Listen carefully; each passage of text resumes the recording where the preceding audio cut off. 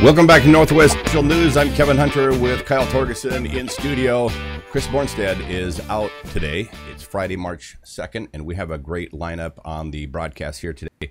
Joining us out of Vancouver from the Nutritional Therapy Conference is Jody Summers, a nutritional therapy practitioner, and Dana Nardi, the Director of Operations with the Nutritional Therapy Association. Well, welcome to the show, ladies.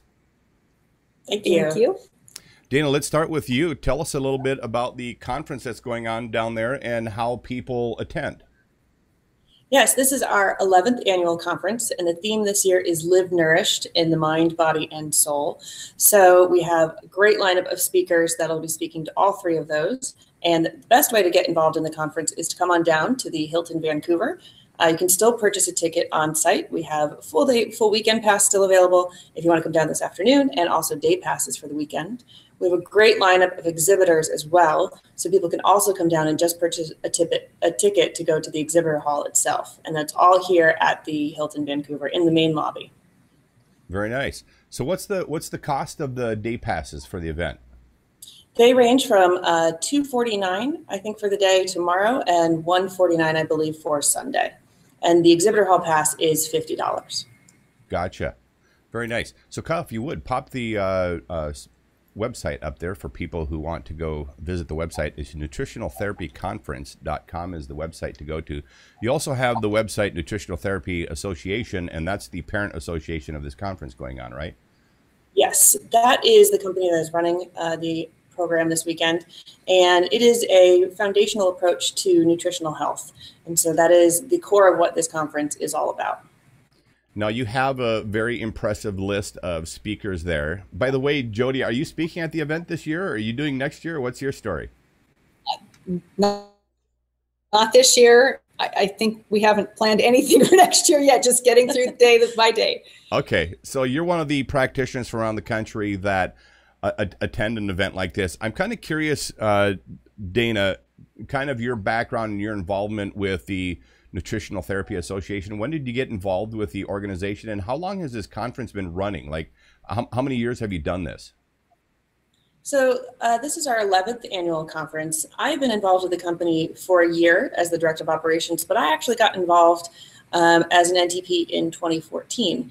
I started taking the program because I was actually on the verge of having type 2 diabetes.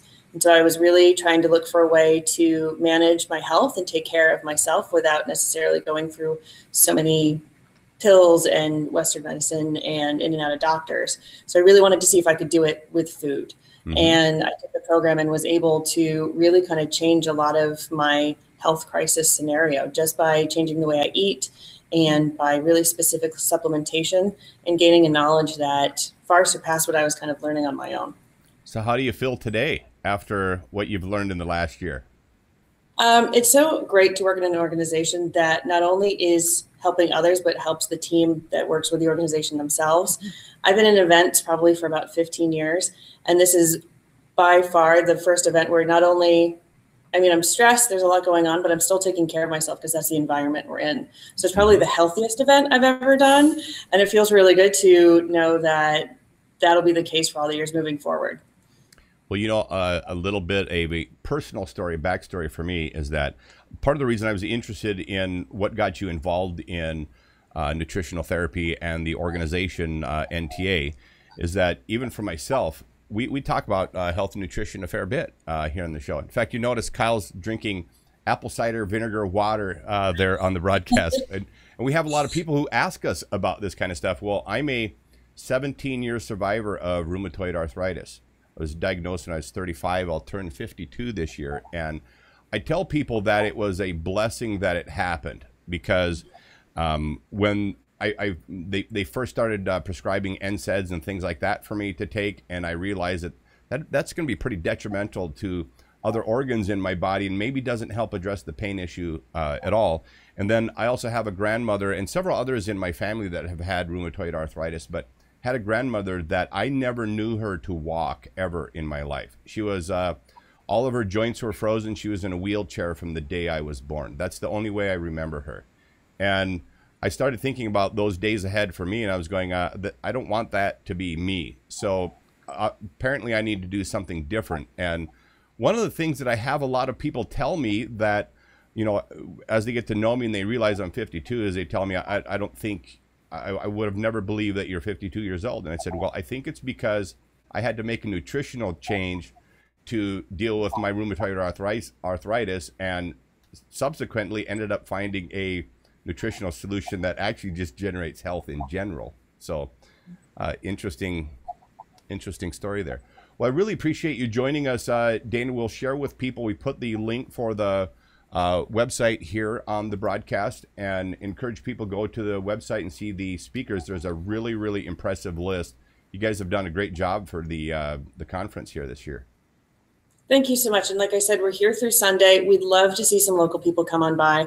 There's going to be some great announcements about some future programs and also events coming up from our company throughout the weekend. So we're excited to kind of share those with everyone. Very good. Well, thank you very much. Oh, thank you. It's been my pleasure. Thank you, Jody. Thank you. Yes. She's got to continue on doing her job there. With her official duties. There you go. Exactly. So you're just left with me. Well, that's good enough. Jody, tell our audience a little bit about yourself. You're a nutritional therapy practitioner. What's kind of your background and what got you interested in health and nutrition? So I am a nutritional therapy practitioner, and that is one of the certifications that you can get through the Nutritional Therapy Association. Mm-hmm. But in addition to that, my bachelor's degree is in dietetics and food science, and I have a master's in healthcare. So I always kind of describe what I do as, you know, my university education is very mainstream, you know, lots of chemistry and physics and all of those kinds of things. So I describe what I do as I help people bridge the gap between mainstream medical and a holistic approach using real food, nutrient-dense food supplementation, lifestyle changes. And the amount of healing that I see sometimes in clients is amazing, from, you know, going just like from you said, from, you know, pain and aches and feeling like you're getting older, and then making some changes, you know, some big changes, sometimes not so big, just sometimes even little things can make a big difference. And feeling, I mean, for me, I'm going to be 54 this year. Just here in a few months, and I feel at 50, you know, at 53 years old, I feel better than I did at 33 years old. Yeah, that's incredible. Eating better, yeah. That's incredible. Well, there's you and I have known each other for some time, and I'm really glad that you're interested in being a part of the broadcast here and sharing a little bit of your wisdom with people, because I look around this country and look at what's happened to America in the last, well, 60 going on 70 years, not long after Ansel Keys published his theory of the father of adiposity, published his thing back in the 50s, and got this whole country convinced that carbohydrates were the things to be eating. Yep. And proteins instead of good fats. And you could go into stores anywhere. You see less and less of it today, but we could go into grocery stores anywhere and you'd see no fat on a bag of candy. Yes. And marketed in that way. And you know, we see less and less of it, but we still see it. And I think we still even see it in some of the big government organizations and some of the mainstream hospitals. You'll still see low fat, heart healthy. Well, all that is take the fat out and the carbohydrates increase. And, you know, what we've seen with the low fat, heart healthy diet is an epidemic of type 2 diabetes. Yes. And it's one or the, you know, it's, you know, so it's, you know, type 2 diabetes is not really heart healthy. And so that's well, I think if you look at the statistics of change in stroke and heart disease and heart attacks and how substantially they've increased, I don't think we really accomplished a heart healthy diet out of that whole thing. Correct. And things are changing, and they're changing not from the top down, but from grassroots effort of people saying, like you did, I have to do something because I'm responsible for my own health. And it's organizations and in associations like the Nutritional Therapy Association that is really giving people the education and the power to make changes in their own life. So what are you hoping to learn at the conference this weekend? You know, I always come with a really open mind. I know one of the sessions I'm very excited about is, well, there's two of them. One about epigenetics and food, how food can change your genetic expression. I can't wait. I would love to just learn more about that. And the second one that I am really interested in is I do have a lot of cancer clients that are, I work with a lot of individuals, but about half of my client base is recovering from cancer. And there is a breakout session on cancer. And I won't miss that one. But then, there's always the one, I'm sure you've all been to conferences and, you'll go to a thing because there's no other breakout to go to. And they're just fantastic and fabulous. So I'm not going to miss a moment. And I'm sure I'll come home with a lot of information that I didn't even expect to learn.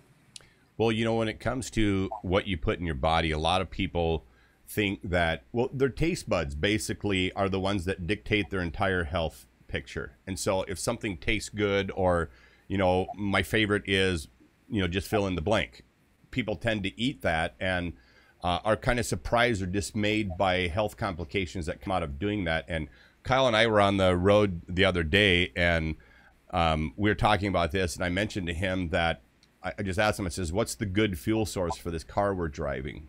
And it's like, the obvious answer is gasoline. And what's the proper lubricant then you put in the motor? Well, it's the prescribed motor oil. And I go, what if we change that and just put grease in there? Isn't that a lubricant?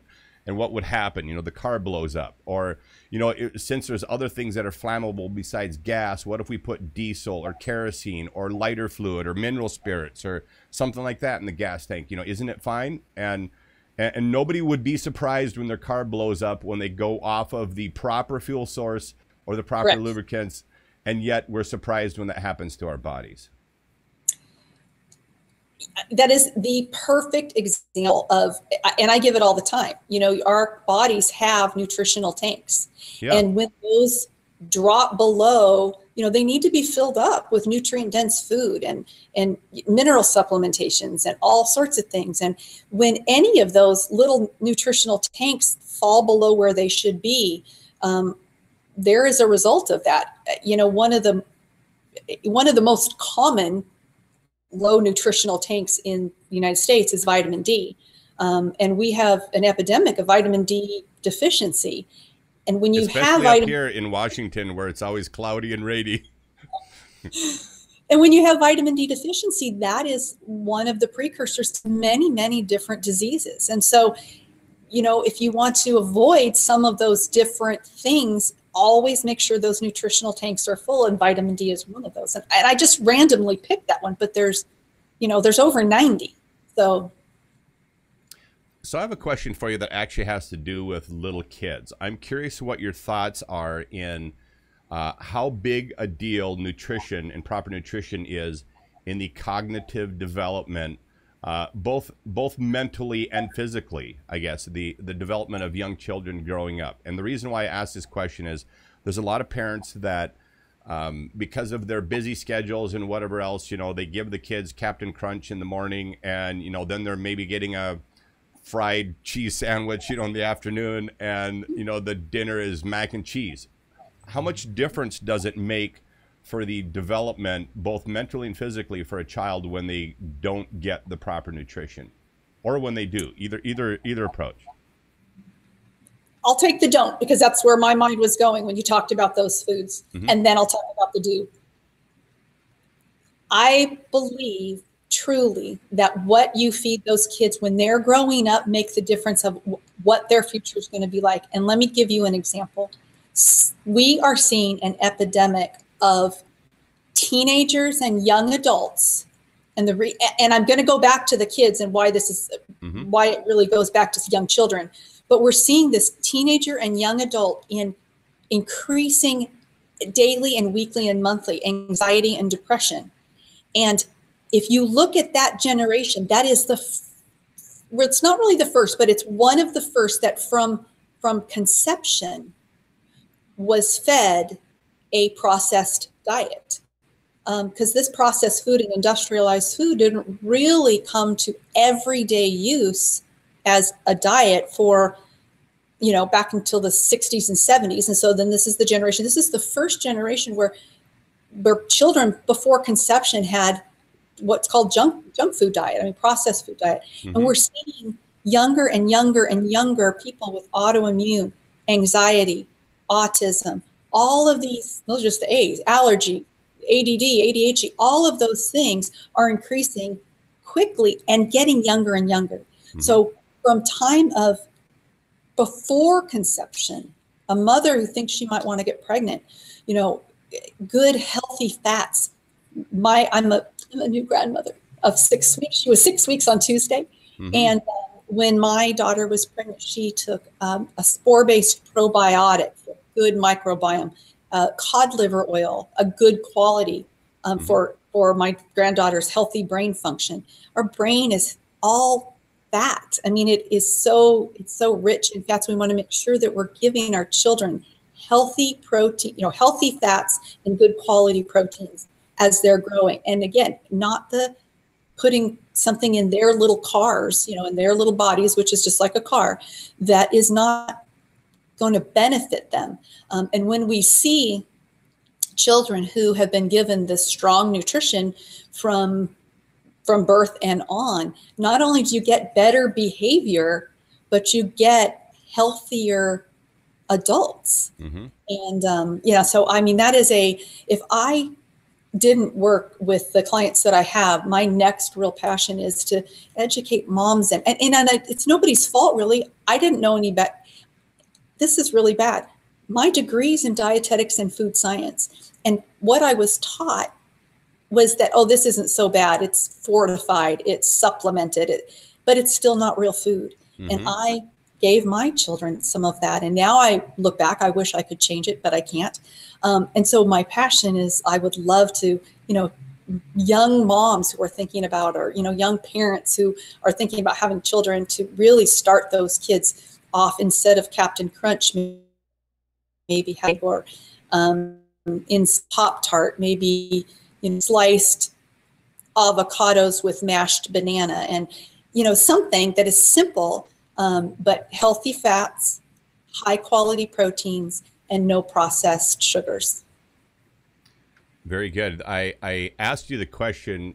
It was kind of rhetorical because I already knew the answer to it, because I have, as you know, I have a little 1-year-old and 3-year-old in my house, and one of the comments that I get told all the time is that the kids clearly have good genetics. They got smart dad, smart mom, whatever, blah, blah, blah. So this is the reason Which why. they do. Well, but I would like to tell people that I'm smart about nutrition, and that's why I have a little daughter whose vocabulary is what it is, and why my 1-year-old, who from the time she could learn to walk, I mean, she was imitating all of our behaviors as an adult. So you could, even though she wasn't talking yet at that time, you could say, Allison, hand her a piece of garbage and say trash, and she would grab it and walk all the way over to the kitchen and put it in the garbage can. People would just be amazed that she would do that. And they go, wow, that little girl is smart. And I'd say, well, she's had all the proper nutrition and fats and everything from the time, from conception all the way to this day. We've given her the best chance to be what she is today.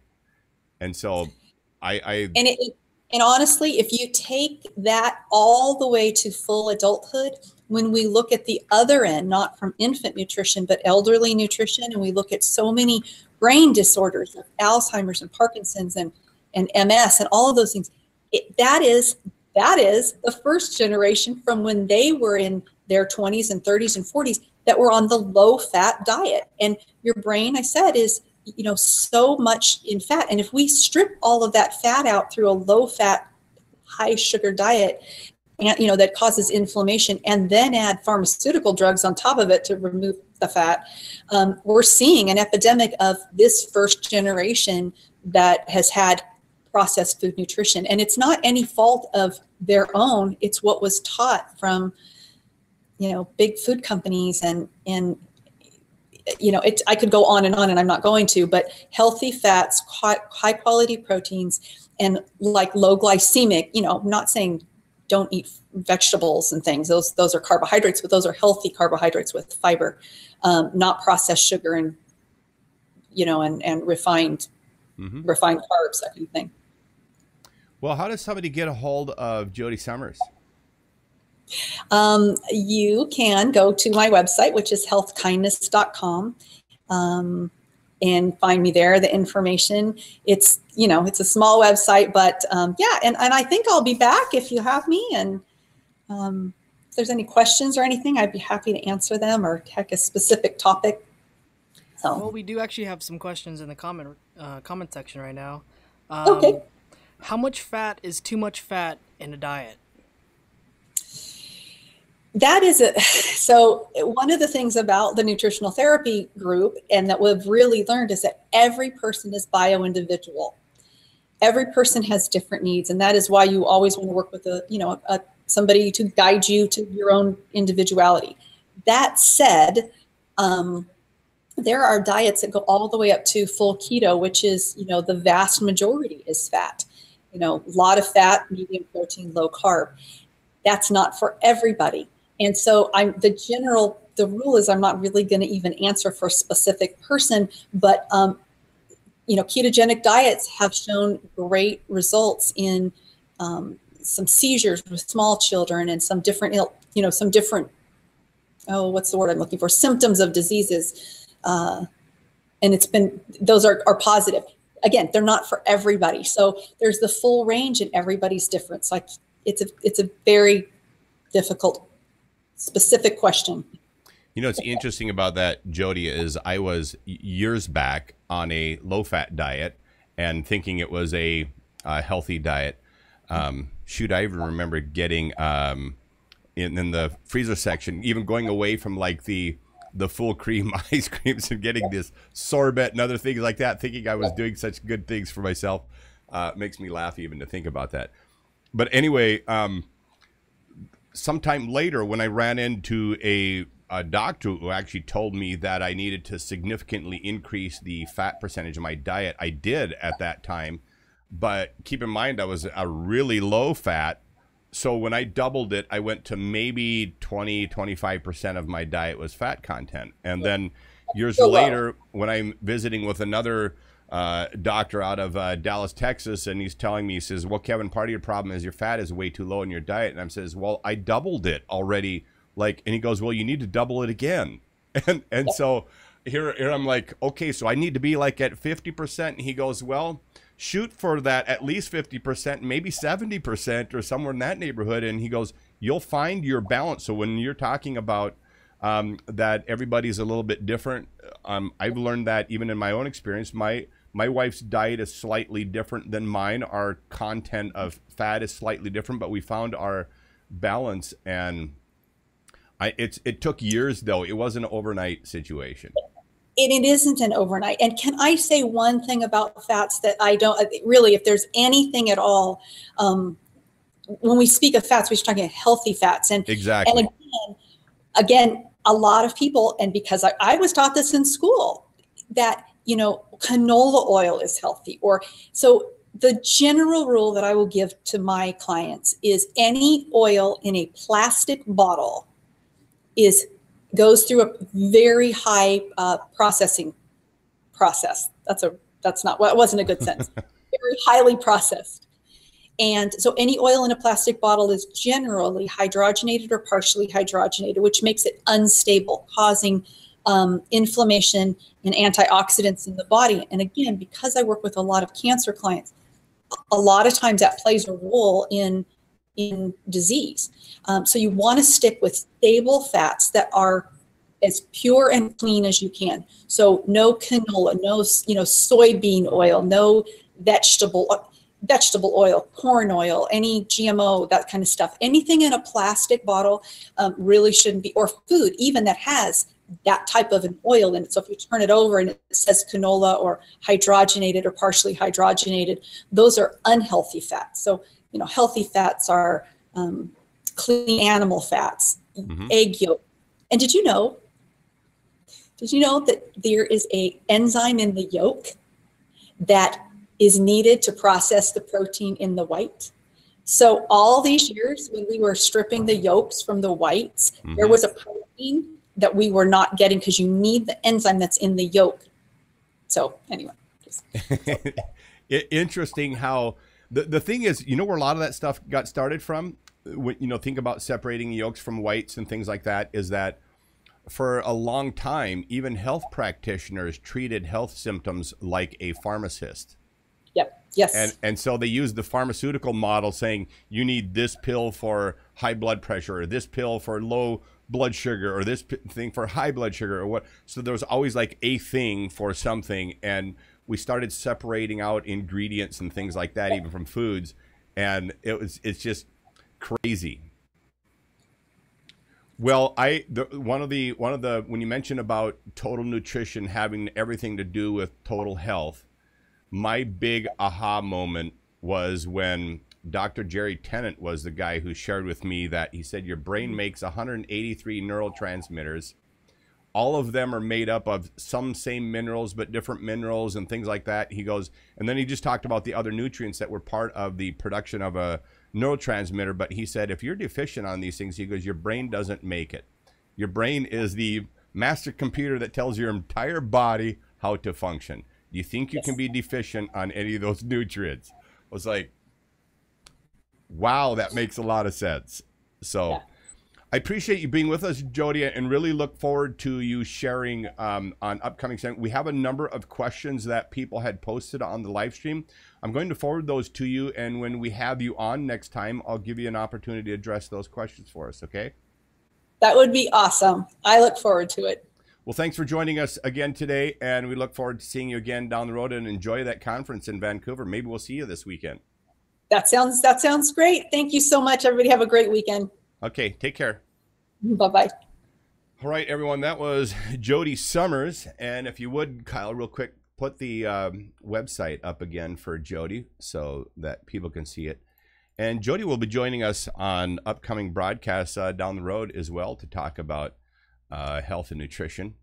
And she is just an abundance of great information. And when I think about my own health journey over the years, it's been interesting knowing Jody and seeing some of the things that she's doing and listening to some of the talks that she gives. And when she mentioned that she's working, like half of her patients she's working with are people recovering from cancer. How big is that disease in this country right now? It's pretty common. Yeah, you hear more and more people talking about that, and no doubt at all that nutrition is where it's at. Well, Kyle, why don't you roll us with a weather report? We generally started with that, but we had a couple great ladies on from the National Therapy Conference to get us rolling. So pop our weather report up there. Well, the week will stay in the mid-50s. Today will be a mix of rain and snow. It'll be 47 degrees, but the rest should be partly cloudy and rainy in the rest of the week. And we got a few days of sunshine in there, Saturday and Tuesday with some possible sun. So Jody was just talking about vitamin D deficiency.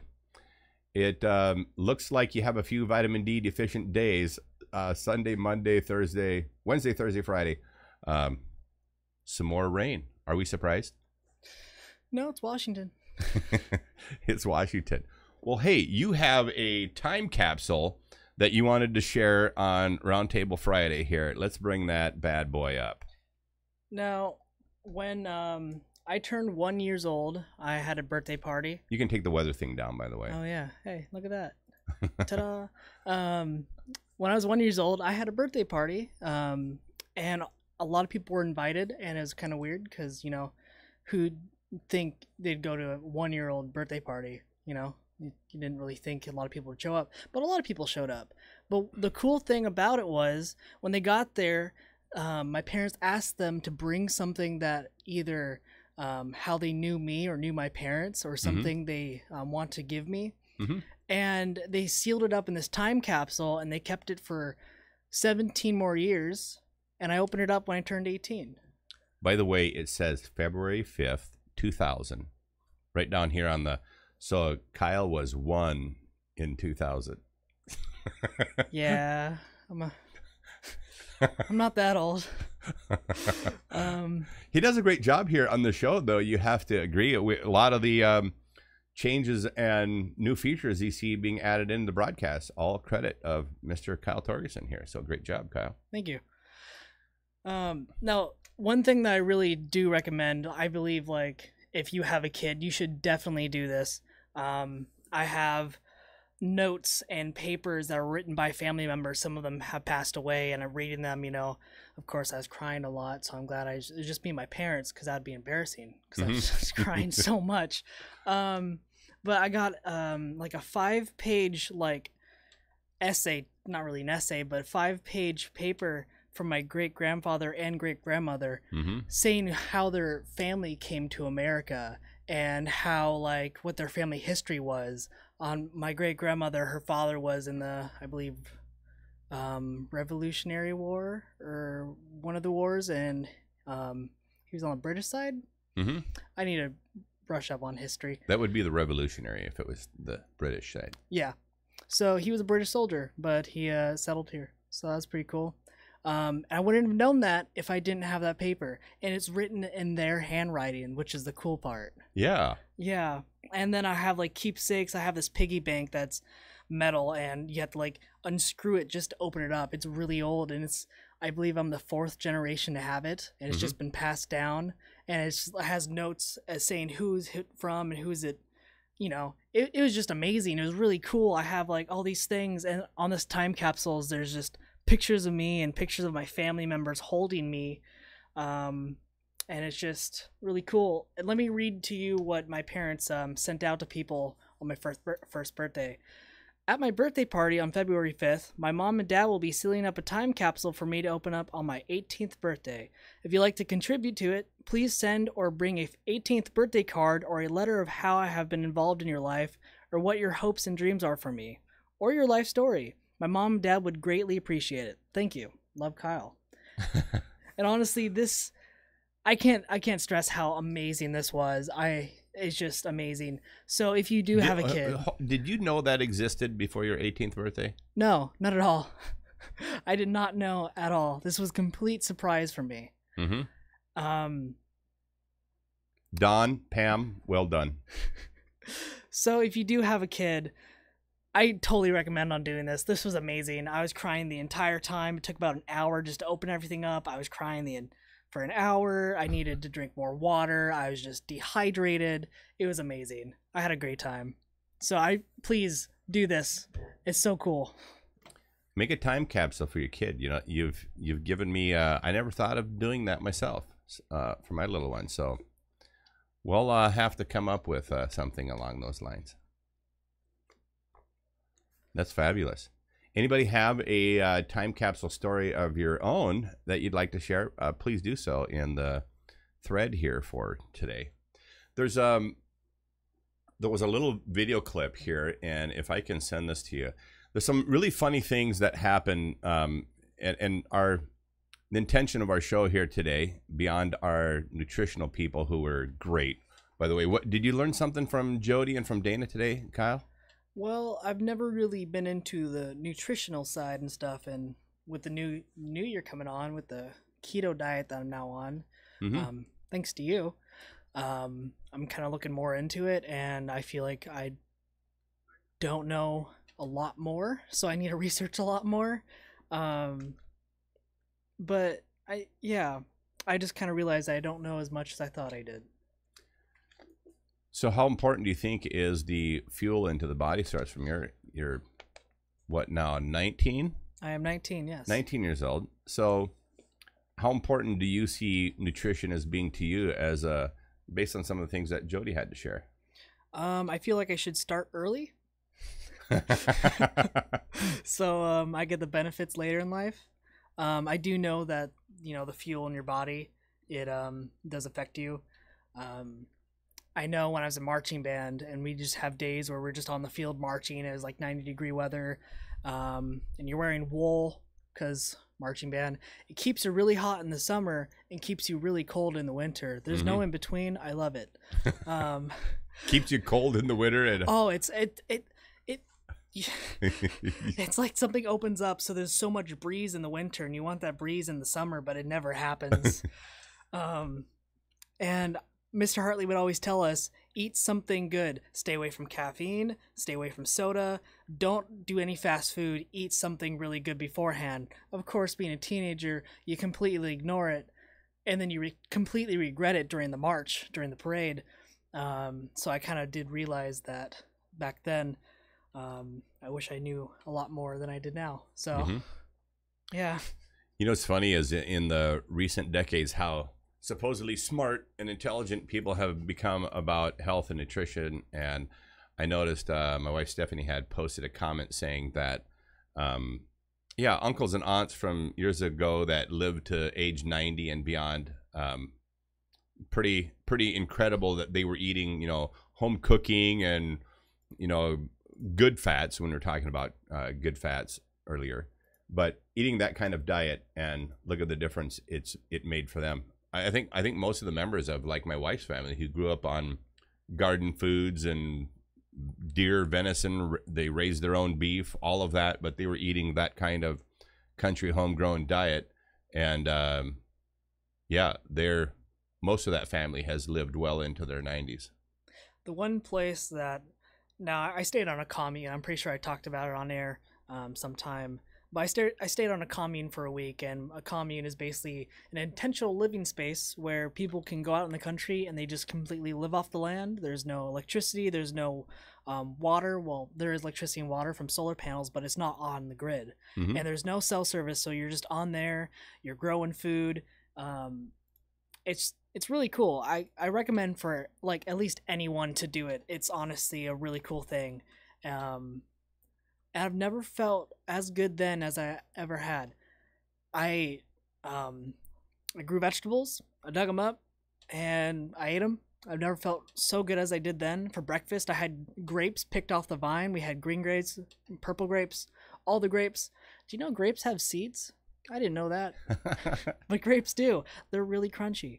But that's what I had for breakfast. Grapes. I had just like vegetables. At night, we just, oh man, it was so good. Have you ever had squash flowers? I don't think I have. I've had squash plenty of times, but I don't think I've had squash flowers. Squash flowers. Now, if you like saute them, I think that's the term. But if you put them in the pan and saute them, a lot of fancy restaurants have those as appetizers, and they're actually really good. But I've never felt as good as I ever had then. It was really good.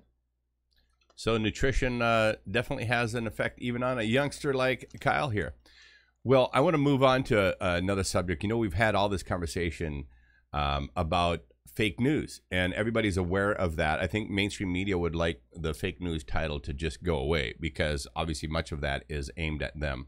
Well, I want to share with you some really funny things that happen when people, instead of like the CNN town hall where they gave people talking points, or they're looking for people who specifically had a given message or agenda they wanted to focus on, and they screened all of that. Well, we're going to show you some comical examples of people who were not scripted.